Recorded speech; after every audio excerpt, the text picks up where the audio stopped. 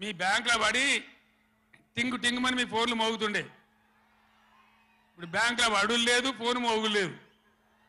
ఏం మోగుతుందిరా అంటే రోజు అసెంబ్లీలో అరుస్తా ఉన్నారు పనికి మాలిన మాటలు.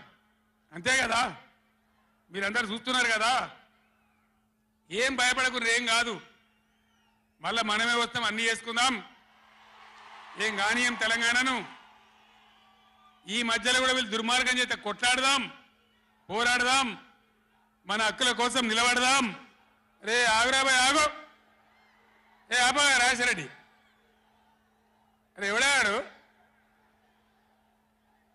ఈ సభరా బాబు, ఇది మన సభ కాదు ఇది. ఎందుక పిచ్చోళ్ళాడా?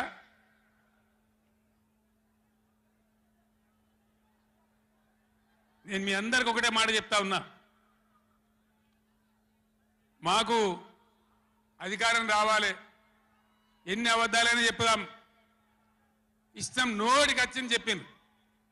ఇలా కొత్తగా మొదలుపెట్టిన దుకాణం కూడా కొత్తగా నేను ఇంతకుముందు చూసిన పేపర్లలో, సోషల్ మీడియాలో చూసిన నేను.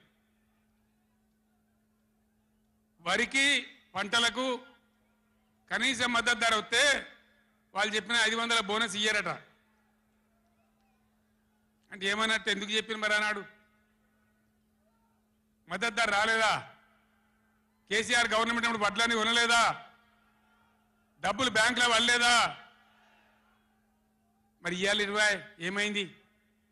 అదే ఆఫీసర్లు కదా, అదే ప్రభుత్వ వ్యవస్థ కదా, అదే కలెక్టర్లు కదా, ఎక్కడికి పోయినరు? ఏం చేస్తున్నారు?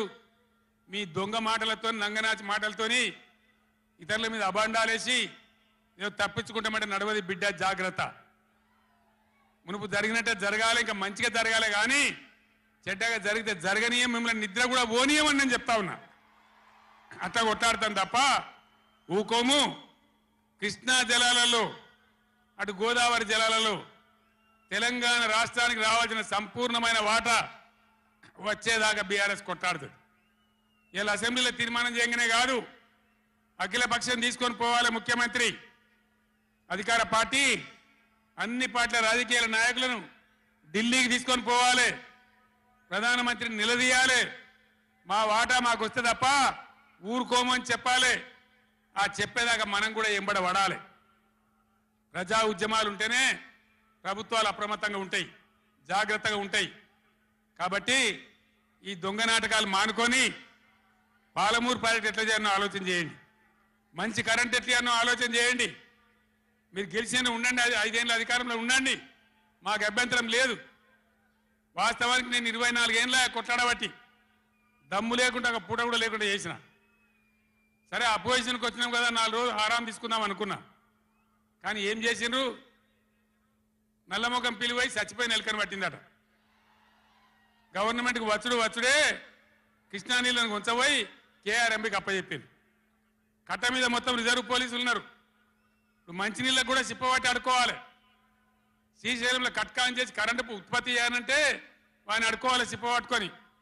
మనకున్న అధికారాన్ని ఉంచబోయి 9.5 ఏళ్ళు నేను కాపాడినా. నన్ను కూడా బెదిరించారు, కేసీఆర్ నీ గవర్నమెంట్ తీసేస్తాం, రాష్ట్రపతి పరిపాలన పెడతామన్నారు.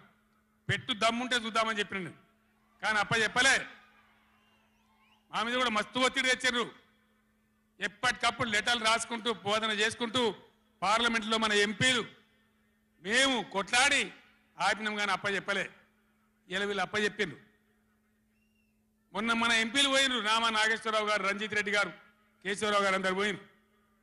చివరి మాట చెప్తున్నాను నేను, పోయా మంత్రిని కలిసి ఏమయ్యా గట్టెట్లు ఇచ్చినావు, నువ్వు ఎట్లా తీసుకుంటావు, నువ్వు కేఆర్ఎంబి నాగార్జున సాగర్ మా చేతున్న ప్రాజెక్ట్ నువ్వెట్లా తీసుకున్నావు అని అడిగితే, మీ గవర్నమెంట్ వచ్చింది ఒప్పుకొని పోయిందండి, మరి మీరు బీఆర్ఎస్ వచ్చి ఇట్లా అంటున్నారు వాడు మాట్లాడి ఉన్నట్టు కుండ బద్దలు కొట్టిండు.